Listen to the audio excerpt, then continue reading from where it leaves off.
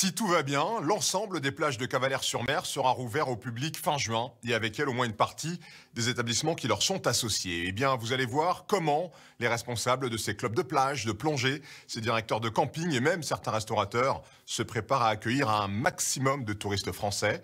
Certains veulent sauver leur saison estivale.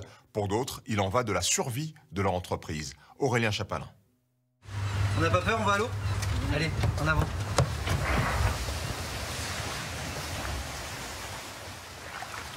Elle est bonne. Elle est très bonne. Christophe est gérant d'un restaurant de plage. Lui et son fils Enzo habitent à moins d'1 kilomètre de la côte. Une merveille. Pourtant, c'est leur premier bain de l'année.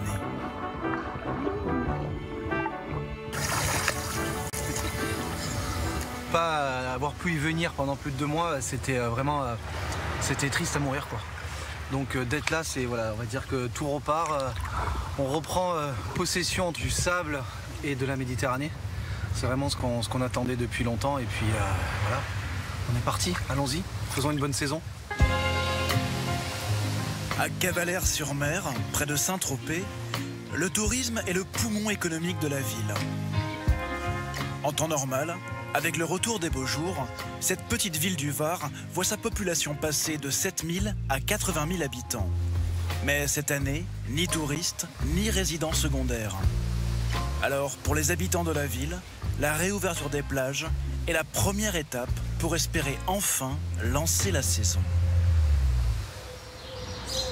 Ce vendredi 15 mai, il y a moins de 10 jours, à la mairie de Cavalère, l'ambiance est fébrile. Philippe Léonelli, ancien patron de boîte de nuit, tout juste réélu à la tête de la commune, attend avec impatience un mail de la préfecture du Var. Alors ? Depuis des semaines, il demande au préfet le droit de rouvrir ses plages. Sa décision vient de tomber. Plage du centre-ville dès demain, ces règles devront être affichées de manière claire aux différents points d'accès de la plage. Voilà, bah écoutez, en tout cas, il est là, cet arrêté, c'est déjà une belle chose. Il est beau cet arrêté. Oui, il est beau. Voilà. Il y a marqué Cavalère. Il est là, le Graal. Ça fait du bien. Philippe Léonelli part immédiatement annoncer la bonne nouvelle. Bon, on y va, on se dépêche. Au culot, il a obtenu ce que d'autres communes n'avaient même pas osé demander. Ces plages vont rouvrir en mode statique. Autrement dit, dès demain, Cavalère sera l'une des seules communes de France où poser sa serviette sur le sable sera autorisé. Christophe, une bonne nouvelle. L'arrêté est tombé. Enfin, Ouais. je voulais t'en donner un à toi, que tu puisses l'avoir déjà, en souvenir, puis l'afficher aussi. En souvenir, Et on va puis, le faire encadrer. Nouvelle. C'est une bien bonne nouvelle. Vous nous amenez, cher ami. Donc À partir de demain matin. Voilà. Comme je dis souvent, on ne vient pas manger des choucroutes à Cavalère, on vient profiter du soleil, de la mer et de la plage. Voilà, donc c'est cela qui est important et à travers cet arrêté, c'est tout ça qui redémarre aujourd'hui et c'est juste merveilleux. La plage prête à ouvrir n'attend plus que les touristes pour ressusciter Cavalère. Mais le lendemain, jour de l'ouverture, le soleil est resté confiné. Ce qui est incroyable, c'est qu'on a eu un confinement avec un soleil magnifique. Première semaine de déconfinement, on a un temps pourri. Pour décrocher la réouverture, le maire s'est engagé auprès de la préfecture à faire respecter des règles très contraignantes concernant l'accès à sa plage. Sont mobilisés le service des sports, en polo noir, et les 3 agents de l'office du tourisme. Ils vont devoir distribuer du gel et des masques. Enfin, c'est surtout, voilà, si les gens ont envie d'avoir une sécurité supplémentaire, on a ce qu'il faut. Il y a aussi la police municipale, en uniforme et en civil. 135 € l'amende pour ceux qui ne respecteraient pas les règles. Entrée et sortie à sens unique pour que les gens ne se croisent pas. 306 personnes sur cette plage maximum pour offrir à chacun au moins 7 mètres carrés de sable. Et bonjour! Sous le ciel gris, il n'y a pas grand monde à contrôler. Sauf ceux qui, pour leur retour à la plage, ont choisi le seul secteur qui n'est pas encore ouvert. C'est là-bas! Alors, vous avez le droit, effectivement, mais c'est pas ici. De l'autre côté? Voilà, tout à fait. Je peux passer par là ou remonter? Non, là, vous allez remonter ici, parce que l'escalier est fermé, Les activités nautiques sont elles aussi autorisées. J'ai un paddle pour la vague, c'est un peu rechercher la vague. Il y a les paddles de randonnée et celui-là, il est plus à la vague. Alors, je cherche plus la vague. Avant de chercher la vague, il faut d'abord retrouver ses repères sur la planche. Pas toujours évident après 2 mois de confinement.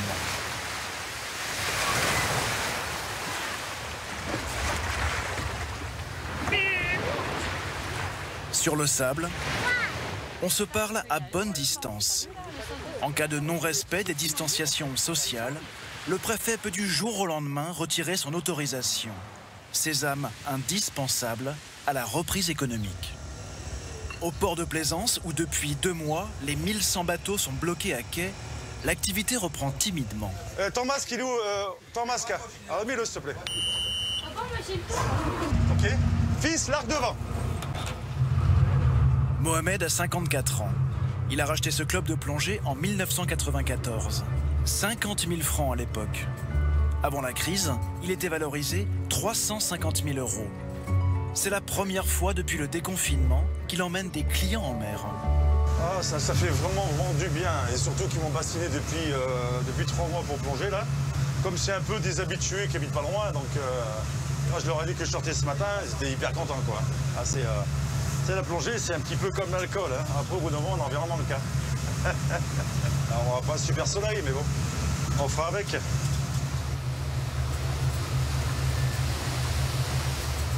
Sur le bateau, 1 mètre minimum entre chaque plongeur.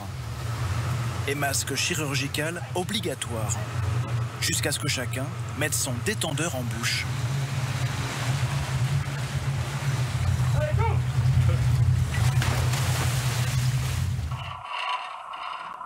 Sous l'eau, la pandémie a aussi eu des conséquences.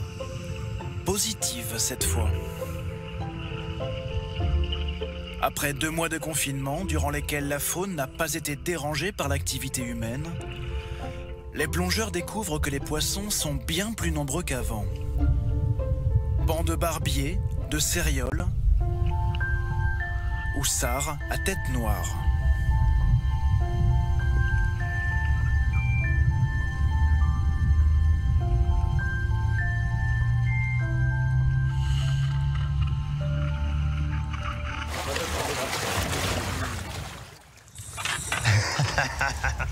Mais c'était beau. Ah, il y avait une belle visie, hein. Sur son bateau, Mohamed est limité à 10 clients, contre 37 habituellement. Trop peu pour couvrir ses charges. Il a déjà accumulé 4 000 € de découvert, malgré un premier emprunt de 20 000 €. Vous imaginiez à votre âge vous retrouver à de nouveau faire des emprunts? Ah non. Alors pas du tout, et c'est très dur, hein, parce que quand on est jeune, entre parenthèses, on la pêche, ainsi de suite. Mais bon, après, avec l'âge, surtout on a un métier qui est magnifique, mais bon, qui est en même temps très dur quand même. Hein. C'est tous les jours la mer. Hein. Le problème, c'est qu'à mon âge, même si, allez, j'arrête demain pour faire autre chose, qu'est-ce que je vais pouvoir faire? Qui va m'embaucher? Donc, j'ai pas le choix. Donc, je suis un peu emprisonné, quoi. Des crédits pour tenir quelques mois. Et pour limiter la casse, Mohamed envisage de doubler le nombre de sorties en mer et d'augmenter le prix des plongées. Sans garantie que cela suffise à sauver son business. À Cavalère, d'autres professionnels du tourisme sont toujours à l'arrêt, comme dans ce camping 4 étoiles, dirigé par 2 cousins, Arnaud et Olivier. Ils ont dû annuler toutes les réservations d'avril et mai, 115 emplacements, tous déserts. Donc là, on est sur un de les emplacements en caravane, tente, camping-car. Emplacement grand confort. En général, ils privilégient toujours la vue sur la mer. C'est vrai que le cadre est pas mal quand même. Enfin, moi, si j'avais envie de venir en vacances, je viendrais ici. Arnaud et Olivier ont transformé le modeste camping hérité de leur père en entreprise touristique de standing. 2 millions d'euros investis dans la construction de 83 mobil-homes. Donc voilà, donc là sur ces types de mobil-home, c'est vraiment 2 suites séparées. Les plus confortables, comme celui-ci, se louent jusqu'à 1 300 € par semaine. Autre atout majeur pour leur camping, l'espace aquatique dans lequel ils ont investi 350 000 €. Mais avec les nouvelles normes sanitaires, ils ne sont pas sûrs d'avoir l'autorisation d'y accueillir du public cet été. Là, vraiment, ça reflète bien le fait qu'on a appuyé sur pause et bon, la piscine n'est pas comme ça quand c'est ouvert. Il n'y a que les têtards qui sont contents, en fait. Les toboggans qui sont complètement à l'arrêt. Voilà. Sans l'accès à la piscine, ils seront obligés de revoir leurs tarifs à la baisse. Des prix cassés et une clientèle à 70% étrangère qui ne pourra peut-être même pas venir cet été si les frontières ne rouvrent pas. C'est pas seulement un outil de travail, c'est toute l'histoire de notre famille. Donc oui, pour nous, c'est vraiment un attachement très fort. On est vraiment dans le flou depuis de nombreuses semaines et on attend vraiment qu'on nous dise quand on va ouvrir et comment on va ouvrir. C'est vrai que c'est angoissant. Et bon, après, voilà. Alors que certains sont encore dans l'incertitude, d'autres retrouvent un peu d'espoir. Grâce à la réouverture de la plage, la saison va enfin pouvoir commencer pour ce restaurant pied dans l'eau, mais uniquement pour la vente à emporter. Il est 7 h du matin. Christophe attendait ce moment depuis 2 mois. Cela fait 13 ans qu'il loue cette concession 23 000 € par an à la mairie. Et il ne faut pas longtemps pour qu'il reprenne ses habitudes. Et Jean-Pierre, comment ça va? Donc, Jean-Pierre, notre frigoriste, qui va venir voir si tout marche bien aujourd'hui. Premier au café, Jean-Pierre, le frigoriste en charge des restaurants de la plage. On ne change pas nos habitudes, c'est ça? On change pas, on est bien. Ah, notre préféré. Comment ça va? Suivi de Fredo, le maraîcher, qui reprend ses livraisons. Allez, je bois un petit café. Café Fredo? Oui, il se prête. Voilà, il distance, très bien. Ça, Jean-Pierre, ça, prendre des forces pour cette journée de travail Jean-Pierre. à venir. Ah ouais, très bien. Les oranges de Fred, voilà. Ah bah je sais.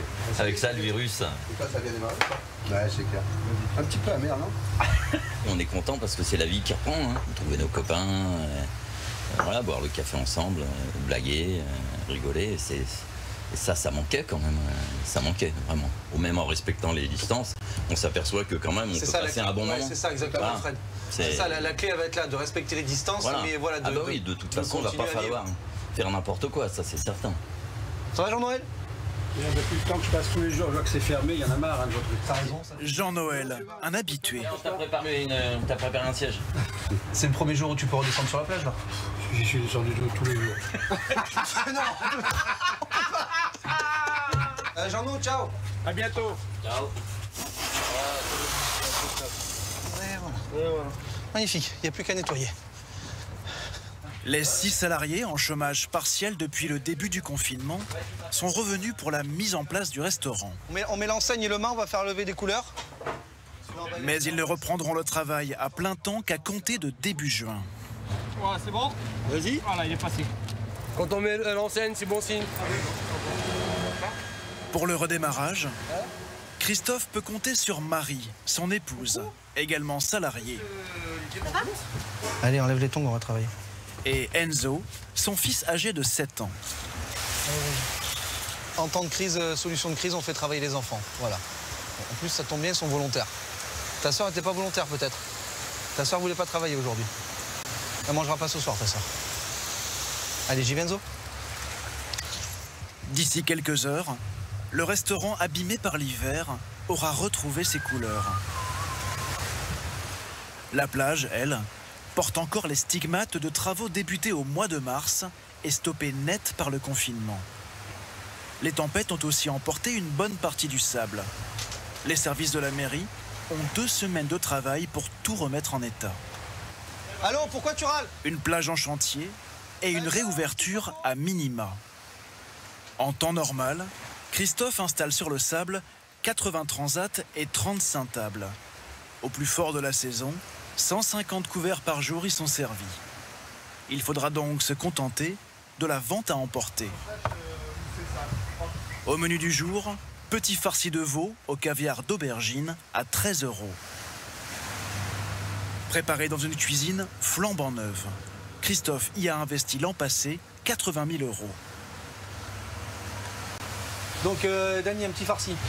Ça y est, j'ai C'est commandé. Bravo. Donc bienvenue. Bah, oui. Comment vous avez su qu'il y avait des petits farcis là qui étaient... Eh bien, comme j'habite en face, je regarde tous les jours avec mes jumelles le menu qui est affiché sur l'avenue. Et voilà. Ah, puis alors c'est super. Puis c'est tout chaud. Allez, je me dépêche. Bon appétit, bien sûr. Premier et malheureusement pour Christophe, dernier client de la journée. Les petits farcis feront le bonheur des salariés. À distance, comme il se doit les uns des autres. La semaine suivante, Christophe n'arrivera à vendre qu'une dizaine de plats par jour. Et puis vivement qu'on puisse retrouver nos bonnes habitudes à manger tous ensemble à la même table.